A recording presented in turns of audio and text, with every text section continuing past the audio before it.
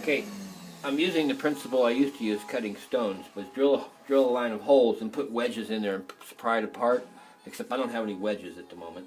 And I'm just going to drill holes all the way around the outside of it and weaken it, like, you know, that's basically the idea. So I'll just keep drilling until I can't drill anymore, and then I'll start drilling, trying to drill. This one should break. I could at least drill into the sides of it like that and loosen it.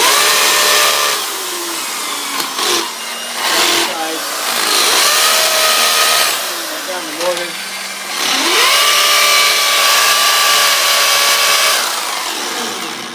But I'm going to do the outside first, and then I'll start doing more to it. So I don't know how much more of that you want to watch. A couple more minutes.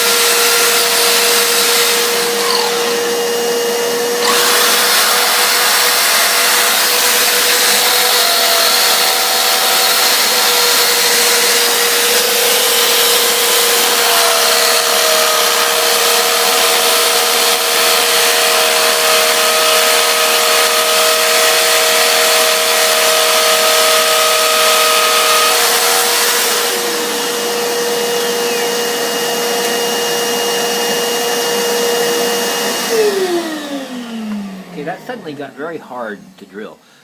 The guy that owns this house gave me a diamond sharpening pad, so I'm just going to see if I can see if it'll do anything. I'm not sure which way to sharpen. Seems like I can only go this way.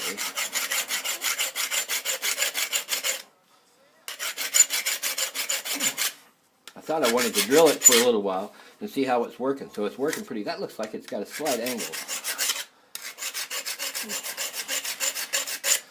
So this one probably has a slight angle too then.